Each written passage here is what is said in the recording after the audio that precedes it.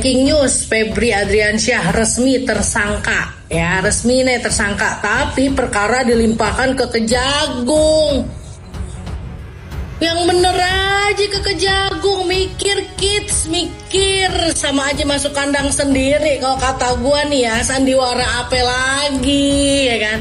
Ini mah aduh, secara sesama CS ya, lo kalau sama CS lo gimana sih ya, udah cincai lah, bisa cincai nih kasus nih ya. Ini kasus kata gua aduh, bisa ringan sih sanksinya ya kan, lebih ringan dari kasusnya Nadiem, nah kasusnya Kerry dan kasus teman-teman yang lain ya kan. Kalau kata gue seharusnya sih KPK ya kan, kan semua bukti udah ada, semua bukti tuh emas, dolar, duit udah ada. Kalau kayak gini mendingan diserahin ke masyarakat aja deh. Ya, diserahin ke masyarakat aja. Nih pilih nih ya. Ini mau masyarakat yang pegang kasusnya, duit yang sitaan itu dibagi-bagi ke masyarakat, apa kita bebas pajak. Pilih. Nah, kata gua ya. Songong nih bikin gue naik darah nih kayak begini. Tapi ini negara Konoha, men. Beda. Intinya kasus ini bukan kasus menegakkan hukum. Dan jika plot twistnya adalah si Jan Pitsus ini ternyata tidak terbukti korupsi dan dinyatakan tidak bersalah, itu sangat mungkin terjadi, guys. Karena kesitulah arahnya drama ini. Tentu tidak segampang itu. Kita rakyat yang selalu peduli dengan arah bangsa wajib mengkawal kasus ini. Kita tahu perang bintang sedang terjadi. Star Wars versi Konoha. Siap-siap rakyat Indonesia akan dipertontonkan drama-drama seperti ini lagi, guys. Lagi dan lagi. Bagaimana plot twistnya adalah Jampitsus Agung Febri Adriansyah tidak terbukti korupsi dan akan dinyatakan tidak bersalah. Oke guys, apakah di drama ini akan muncul figuran baru yang akan dijadikan tersangka? Karena Febri lah kunci perang bintang di negara ini. Kita semua paham, Star Wars sedang dipertontonkan untuk seluruh rakyat Indonesia.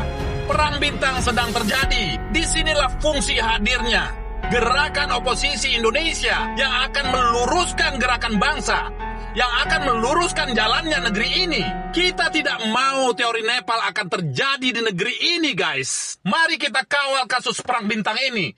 Jikalau ada yang ingin membungkam kasus ini, kitalah rakyat Indonesia yang akan membongkarnya sampai seterang-terangnya. Tidak ada kejahatan yang bisa disimpan secara sempurna. Kebenaran akan mencari jalannya sendiri. Kasus korupsi dengan tersangka ex Jampitsus Febri Adriansyah dilimpahkan ke Kejaksaan Agung dengan mediasi Komisi 3 DPR. Ini luar biasa. Artinya Febri akan diperiksa oleh penyidik Kejagung yang notabene mantan anak buahnya sendiri.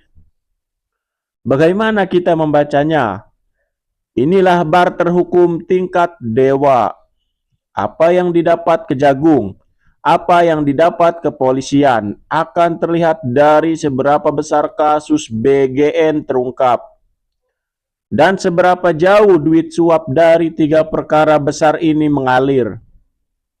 Deal akhir saya duga akan ada tokoh yang diselamatkan. Tokoh ini sebenarnya sudah di ujung tanduk, tinggal diciduk. Tetapi akhirnya mentah lagi demi hubungan harmonis antar kejaksaan dan kepolisian.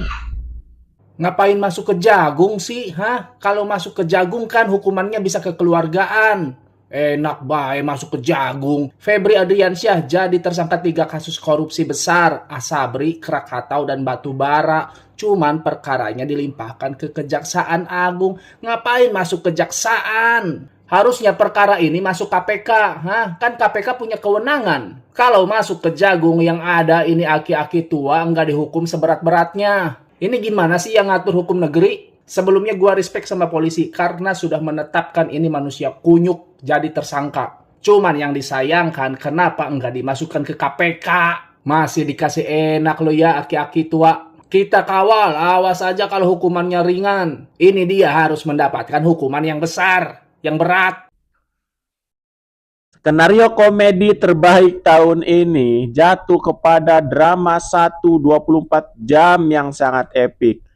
Tanggal 10 konferensi pers dengan kepala tegap, pasang wajah paling bersih se-Indonesia.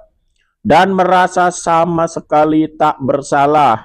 Pokoknya mantap, berwibawa, dan penuh retorika pembelaan diri.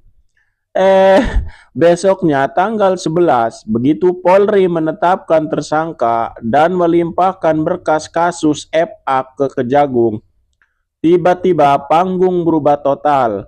Pas konferensi pers di Kejagung, tersangkanya malah goib alias tidak ditunjukkan ke publik.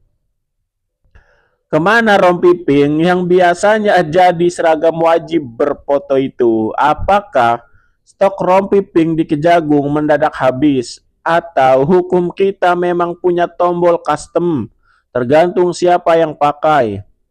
Terlalu cerdas mainnya sampai rakyat dibuat melongo berjamaah.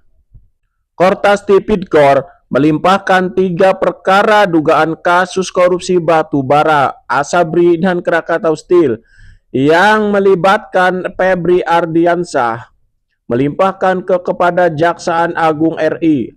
Pelimpahan itu dilakukan dalam rangka sinergi antar aparat penegak hukum. Tetapi pelimpahan perkara yang melibatkan mantan Jampitsus Febri Adriansah disorot keras oleh Koordinator Masyarakat Anti Korupsi Indonesia, Boyamin Saiman. Ia mengkritisi langkah Korps Pemberantasan Tindak Pidana Korupsi yang melimpahkan penanganan 3 perkara dugaan korupsi yang menjerat mantan Jaksa Agung Tindak Pidana Khusus Febri Ardiansah kepada Kejaksaan Agung berpotensi bertentangan dengan ketentuan Kitab Undang-Undang Hukum Acara Pidana yang mulai berlaku pada 2025. Boyamin menilai mekanisme pelimpahan penyidik dari penyidik kepolisian kepada penyidik Kejaksaan Agung tidak dikenal dalam KUHP maupun Undang-Undang KPK. Menurutnya, KUHP baru justru mengatur hubungan penyidik dan penuntut umum bersifat koordinatif melalui penyerahan berkas perkara, bukan penyerahan proses penyidikannya. Ia merujuk pasal 58 dan pasal 68 KUHP yang mengatur mekanisme koordinasi antara penyidik dan penuntut umum. Dalam pandangannya, apabila suatu perkara telah ditangani penyidik kepolisian hingga menetapkan tersangka, penyidikan semestinya diselesaikan oleh penyidik tersebut sebelum berkas diserahkan kepada jaksa penuntut umum.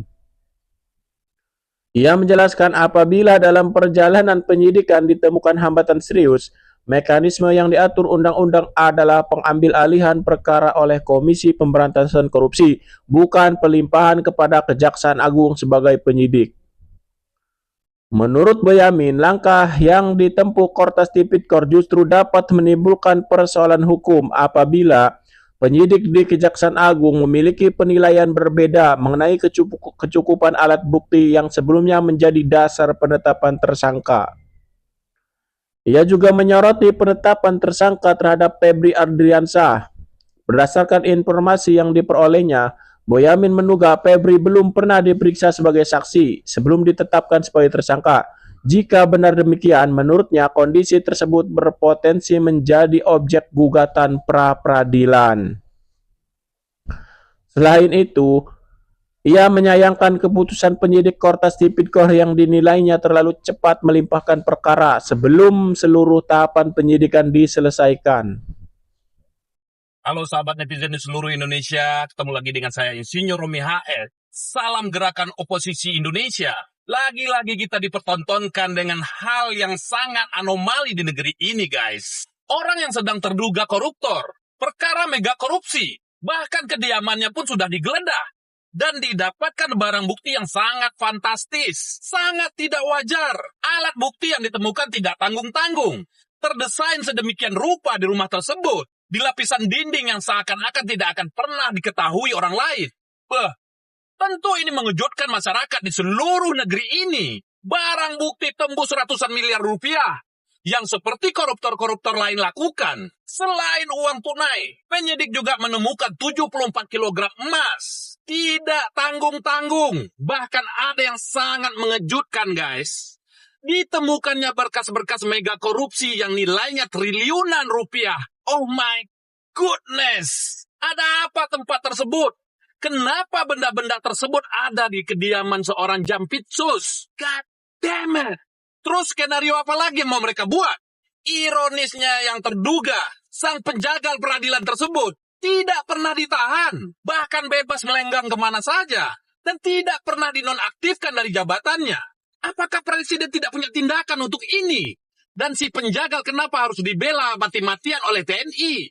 Dan yang lebih mengejutkan lagi guys, ini orang malah tampil bak malaikat tanpa dosa, menggelar press conference dengan kepercayaan diri tingkat dewa, tanpa malu sedikit pun.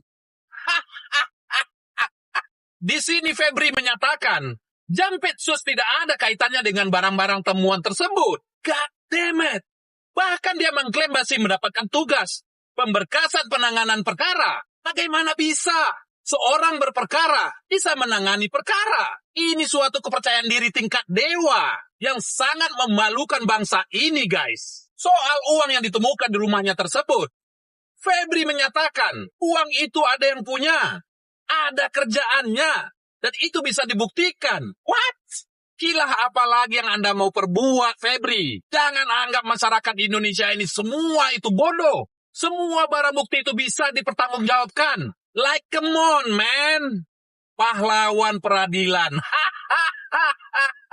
Uang yang disimpan yang melebihi LHKPN. Itu saja sudah pelanggaran berat, man. Mestinya semua ini sudah tidak ada lagi fase praduga tak bersalah.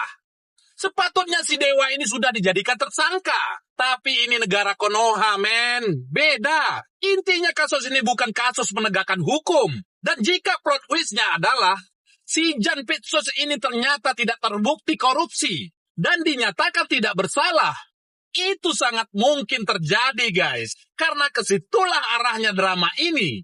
Tentu tidak segampang itu. Kita rakyat yang selalu peduli dengan arah bangsa wajib mengkawal kasus ini. Kita tahu perang bintang sedang terjadi. Star Wars versi Konoha. Siap-siap rakyat Indonesia akan dipertontonkan drama-drama seperti ini lagi, guys. Lagi dan lagi. Bagaimana plot twist-nya adalah Jampitsus Agung Febri Adriansah tidak terbukti korupsi dan akan dinyatakan tidak bersalah. Oke guys, apakah di drama ini akan muncul figuran baru yang akan dijadikan tersangka? Karena Febri lah kunci perang bintang di negara kita semua paham.